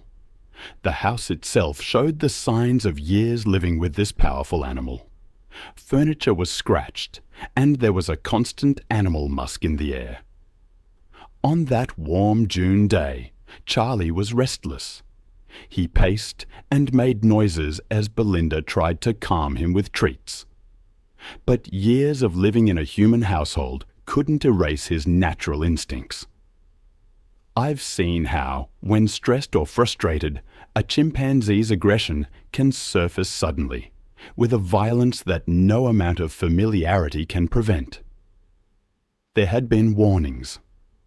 Months earlier, Charlie had escaped and chased cars, pounding on a vehicle. Belinda had ignored the fines and warnings from state officials. Friends noticed Charlie becoming irritable around strangers, but Belinda insisted he was harmless. On the afternoon of June 11th, his agitation was clear. He banged on the table, knocked over a chair, and showed his teeth. Belinda moved closer to grab his arm, and in seconds, the attack began. Charlie lunged, slamming Belinda backward onto the couch.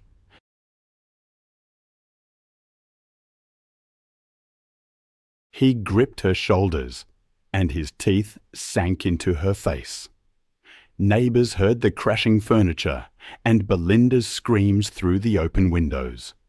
Charlie bit again, tearing into her hands as she tried to protect herself.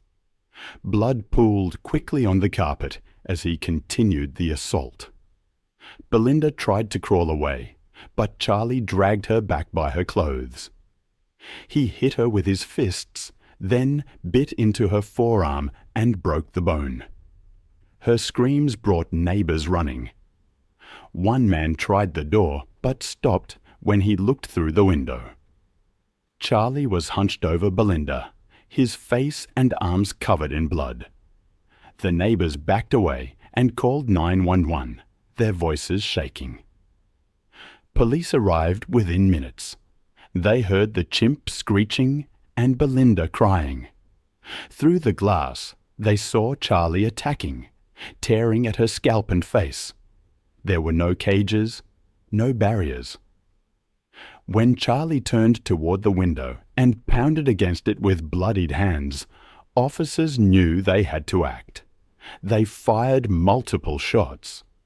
Charlie collapsed in the living room on the blood-stained carpet. Officers rushed inside and pulled Belinda out from under his body. She was barely awake, her face destroyed and her hands mangled. Paramedics worked quickly, but the damage was severe. She was airlifted to a trauma centre with critical facial injuries, severe trauma to both hands, requiring amputation and massive blood loss.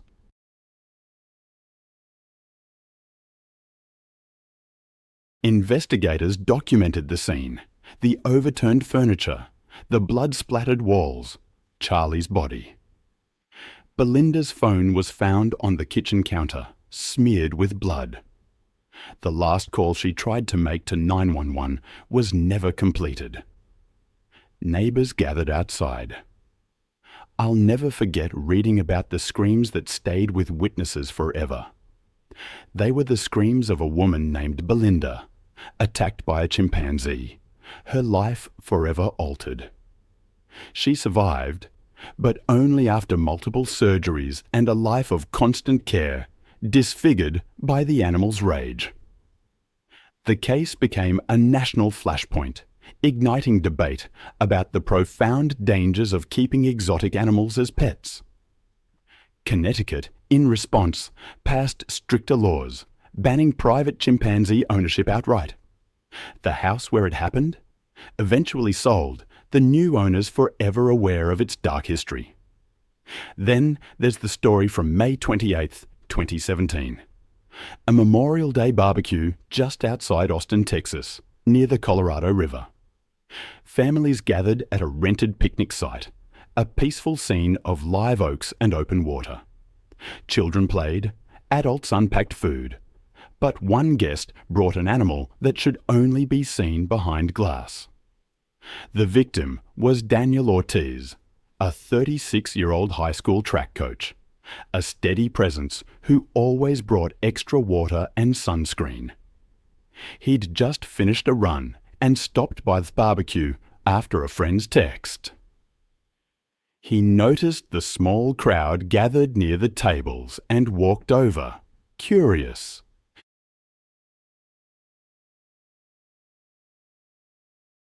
Daniel felt comfortable around animals. He volunteered at a local shelter, calming anxious dogs before adoption events. He kept his distance, staying behind a trash can. The chimp wore a harness, and its owner was handing out fruit. Daniel wanted a photo to show his students, proof of the strange thing he'd seen. He moved a few feet forward, angling for a clear shot. The chimp paced in a small circle, sniffing, reaching. A thin musk drifted, mixing with charcoal smoke. Adult male chimpanzees aren't suited for public gatherings. Dominance is enforced with sudden violence, and years of human handling can't erase those instincts. Crowds, unfamiliar faces, food, all can trigger that violence in seconds.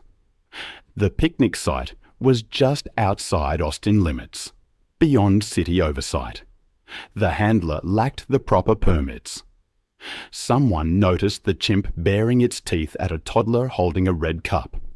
A runner called out that it looked risky. Daniel nodded, adjusted his stance, waiting for the chimp to settle. The tension grew. Children were pulled back. The chimp snatched a strawberry, eyes fixed on moving hands. The owner tugged the leash, which had slackened. Daniel stepped closer, maybe 2 feet, to avoid someone's shoulder in his frame. The chimp wheeled toward the movement. For a moment, everything froze. Then, the lunge, a blur of dark arms and bared teeth. The harness yanked tight, but not before the chimp's hand closed on Daniel's wrist. His phone flew, skidding across the dirt.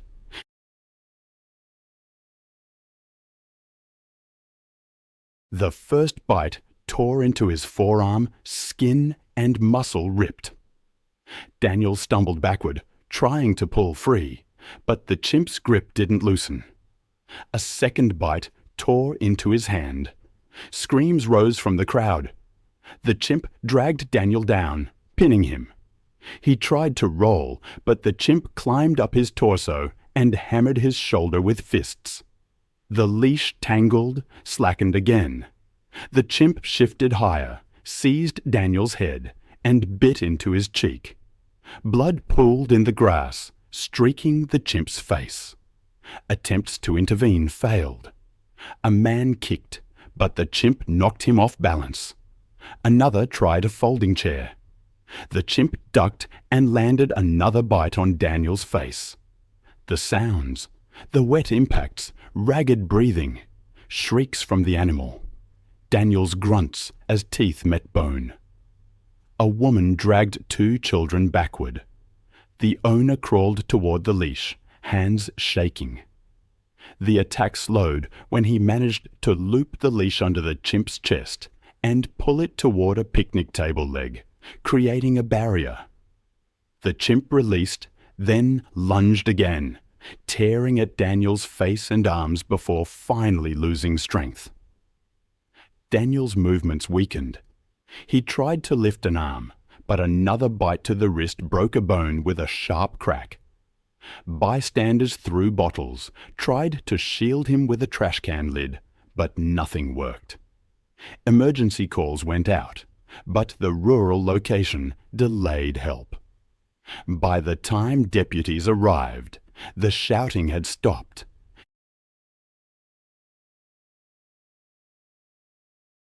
The chimp sat trembling near the overturned table, the leash twisted tight. Daniel lay motionless on the trampled grass. The chimp was sedated and lifted into a transport cage. By dusk, only tire tracks and torn paper plates remained. The river kept moving, slow and steady, carrying away the sounds. I've always been struck by how quickly things can unravel, how a lifetime of experience can be undone in a matter of seconds. September 14th, 2018, in Los Angeles, California, started like any other day at a small independent production studio. The sun was out, and a crew was setting up for a simple animal demonstration, a chimpanzee on a daytime talk show. But within moments, everything would go horribly wrong. Kevin Harris, a 41-year-old exotic animal trainer with 2 decades of experience, had brought in Mike, a 13-year-old chimp he'd worked with since infancy. Kevin built his career on patience, teaching wild animals to tolerate human environments. This TV appearance was just another job, a chance to promote his business. He often said that Mike knew the rhythm of production life and could stay calm under press. But adulthood changes everything. The set was modest. A sofa, coffee table, and a painted backdrop under hot studio lamps. Mike, wearing only a light collar and leash, sat on a stool beside Kevin, constantly shifting and scanning the room.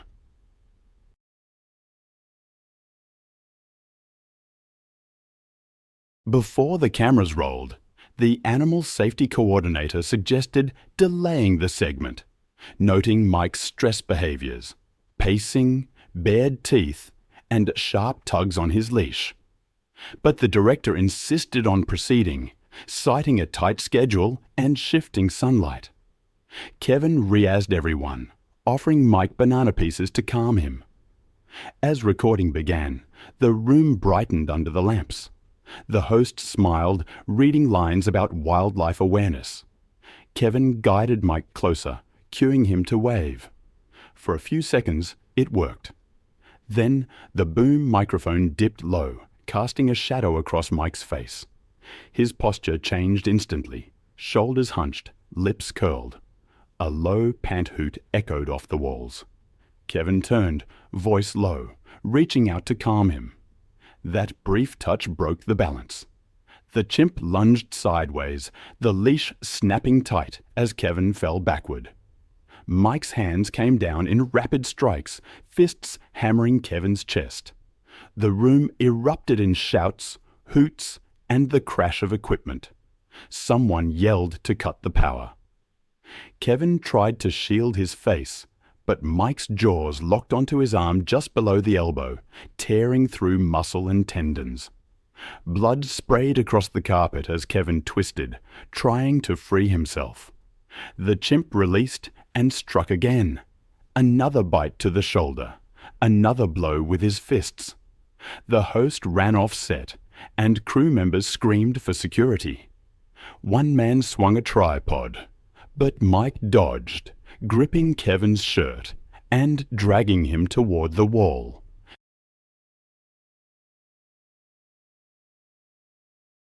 The impact cracked a camera housing. The chimp's shrieks grew higher, rhythmic and mechanical, each sound matching a strike or bite. Kevin's movements slowed, his left arm hanging limp. A crew member threw a fire extinguisher. The spray clouded the air, coating the floor in white dust. Mike released for a moment, then turned toward the noise, baring teeth streaked with red. Security burst in, one man carrying another extinguisher, another holding a collapsible baton. The first blast of powder hit Mike square in the chest. He reared back. The second spray pushed him farther away from Kevin, who lay motionless on the floor. Animal control officers arrived quickly, summoned by the studio's emergency call. They tranquilized Mike on sight, the dart striking his shoulder as he bared his teeth. He staggered briefly before collapsing beside the toppled couch, eyes fluttering. Kevin survived, but barely. Paramedics stabilized him before rushing him to a trauma center. Surgeons later documented dozens of puncture wounds, a shattered forearm, and severe facial injuries. He lost part of his arm and most of the muscle tissue on one side of his face. The production shut down indefinitely. The footage was never aired. In the aftermath, investigators cited lapses in protocol and disregard for the safety consultant's warning. For Kevin, the lesson came at an unbearable cost, one he would spend the rest of his life recovering from.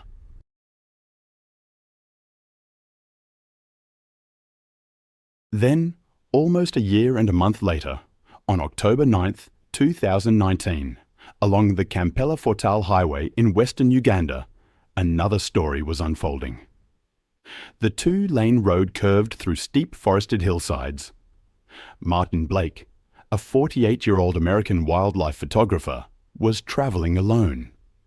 He had spent 2 weeks documenting primates in East Africa and wanted one last series of images before flying home. Known for chasing difficult shots, he often left marked trails to capture animals in unusual settings. That morning, he drove west out of Fortale and stopped where the highway cut clean through forest slopes. He had heard stories of chimpanzees. "I've always felt a strange pull toward the intersection of beauty and danger, the places where the wild world brushes against our own. I once read about a photographer named Martin who ventured into the Kibale forest in Uganda, hoping to capture a unique image of a chimpanzee. He had photographed gorillas and monkeys before, and perhaps that familiarity bred a certain confidence, a confidence that, in this case, proved fatal. He parked near a bend in the road, camera in hand, and started walking. A local motorbike rider shouted a warning, gesturing towards the trees, but Martin waved it off. He seemed more concerned about the speeding trucks than the animals. The highway sliced through lush green ridges, the vegetation pressing close on either side.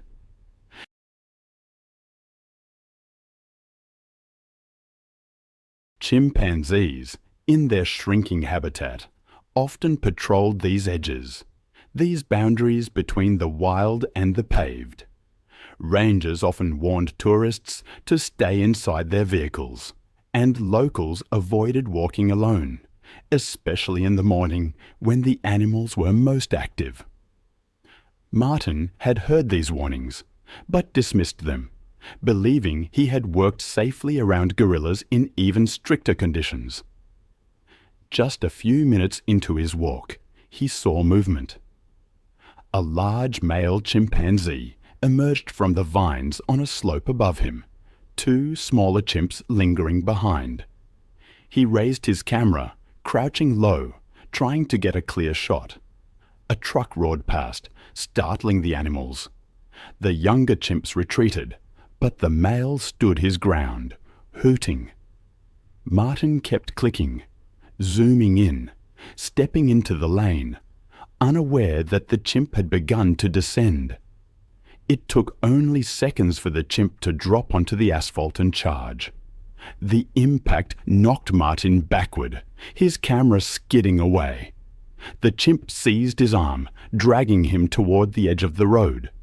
The strength difference was overwhelming. The first bite tore into his forearm. A passing motorbike rider shouted in horror. Martin screamed, but the chimp straddled him, striking his head. Another bite tore into his shoulder. The younger chimps appeared briefly, hooting, before retreating again. The male remained fixed on Martin, biting his ear and jaw. Witnesses tried to intervene, throwing stones, but the chimp barely flinched.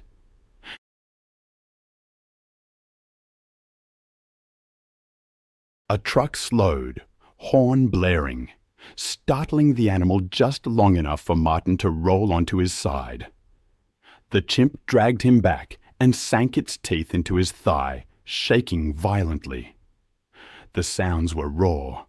Martin strained breathing, the chimp's screeches, the crunch of gravel. The assault lasted only a few minutes, but it felt like an eternity. Finally, another vehicle stopped, and locals rushed forward, shouting and waving sticks. The chimp released Martin and disappeared into the vines, blood on its face and hands. Martin lay motionless on the roadside, his clothes torn and soaked.